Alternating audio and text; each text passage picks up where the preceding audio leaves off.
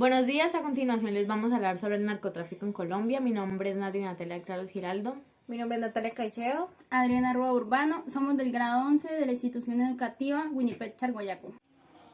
¿Cómo nació el narcotráfico en Colombia? El narcotráfico en Colombia tiene su inicio en los años 70, con el comercio de marihuana, la cual comenzó en pequeña escala y fue creciendo. Desde mediados de los 70 se dan los inicios del cultivo y la comercialización de la cocaína, siendo el mercado estadounidense el principal consumidor.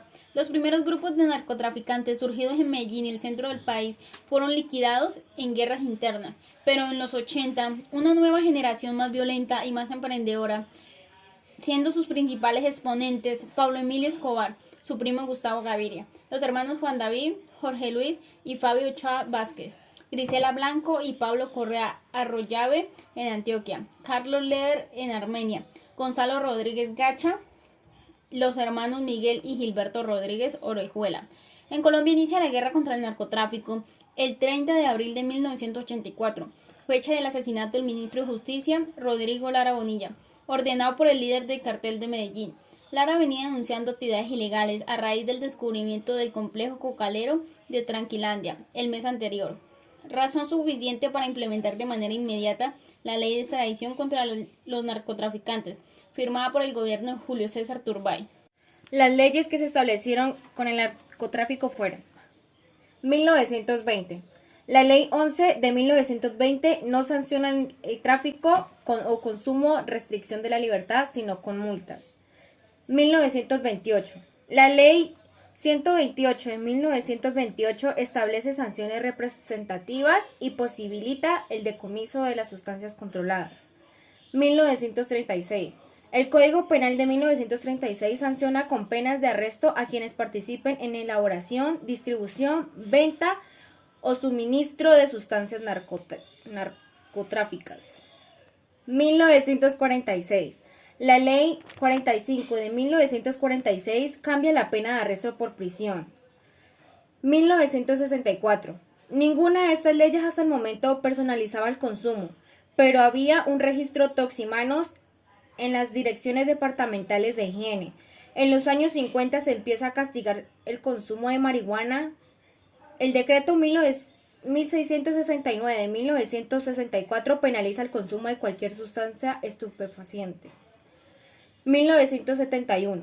El decreto 522 de 1971 sanciona el tráfico y cultivo de marihuana, cocaína, morfina y cualquier droga, pero despenalizaba su porte y uso en el lugar de privado y el lugar público, que sanciona el arresto de 1 a 3 meses. 1974. El decreto 1188 de 1974 aumentó las penas para el tráfico y penalizó el consumo. Entre 1974 y 1980, Colombia aprobó los convenios internacionales sobre drogas. 1986. La Ley 30 de 1986, conocida como Estatuto Nacional de Estupefacientes, se limita a ser un instrumento de control y represión, perdiéndose las dimensiones preventivas y rehabilitadoras que previas legislaciones. 1993. La Ley 67 de 1993 aprueba la Convención de Viena en 1988.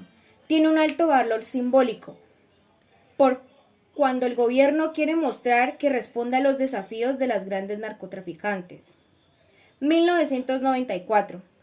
La sentencia C-221 de 1994 de la Corte Constitucional declara inexequibles los artículos de la Ley 30 de 1986 que sancionan el porte y el consumo de la dosis personal. 2009. La reforma constitucional de 2009 prohíbe el porte y consumo de la dosis personal.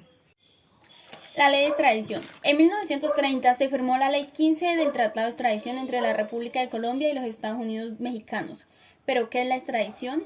Es la entrega de una persona refugiada o detenida en un país a las autoridades de otro que la reclaman para juzgarla.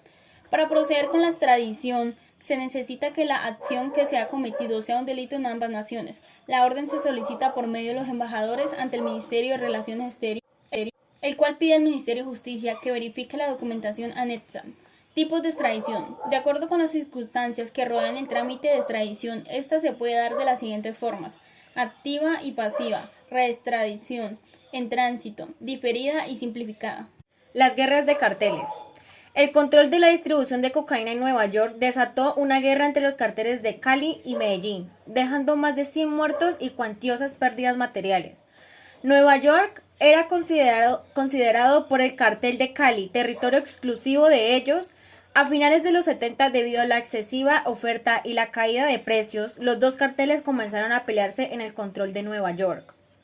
En diciembre fue asesinado en Bogotá Rafael Cardona Salazar, a quien se le consideraba el principal organizador del cartel de Medellín en Estados Unidos. Y en enero explotaron un carrobomba en la residencia de Pablo Escobar, pero él no se encontraba ahí. Durante un periodo las muertes siguieron en Cali, Medellín y Nueva York, hasta que ambos carteles fueron cayendo. Muertos a causa del cartel de Medellín: 402 civiles muertos, 1.710 lesionados, 550 policías asesinados. Esas son las cifras aproximadas. Encontramos una de las muertes que más conmocionó a Colombia y fue la del director del periódico El Espectador, Guillermo Cano, el 17 de diciembre de 1986, con lo que podríamos decir que se dio inicio a una guerra con el narcotráfico, siendo el año de 1989 el centro de la mayoría de asesinatos y atentados a manos del cartel de Medellín. A continuación mencionaremos algunas de las muertes que más marcaron la historia. 29 de marzo, el abogado y periodista Héctor Giraldo Gálvez, quien trabaja para la familia de Guillermo Cano. El 4 de julio, Antonio Roldán Betancourt, un carrobomba de 100 kilogramos causó la muerte del gobernador de Antioquia. Presuntamente fue asesinado por error, ya que el atentado era para el director de la policía Antioquia, el coronel Valderrama. El 16 de agosto, Carlos Valencia, el magistrado del Tribunal de Bogotá, fue asesinado, ya que hacía unos días había dado la orden para la captura de Pablo Escobar y Gonzalo Rodríguez Gacha. El 18 de agosto, el coronel Aldemar Franklin Quintero fue asesinado, ya que combatió sin tregua la guerra contra el narcotráfico. Fue asesinado en el carro que se movilizaba, recibiendo 38 disparos. El 18 de agosto, Luis Carlos Galán, candidato a la presidencia, fue asesinado en medio de un evento de su última campaña. El 16 de octubre, bomba al periódico Vanguardia Liberal de Santander. 29 de octubre, Jorge Enrique Pulido, director de Mundovisión, fue acribillado y murió días después. 27 de noviembre, avión de Avianca, 107 personas muertas y ningún sobreviviente. El objetivo era asesinar al candidato César Gaviria, el cual no alcanzó a abordar el vuelo. 6 de diciembre, edificio del Dash, un bus cargado con 500 kilos explotó enfrente de las instalaciones del Dash en Bogotá, dejando 60 personas muertas y 500 heridos. Algunas consecuencias las que tropieza nuestro país tras haber sido permeado por el narcotráfico son la corrupción, asesinatos, extorsión, debilidad institucional, inseguridad y problemas de salud.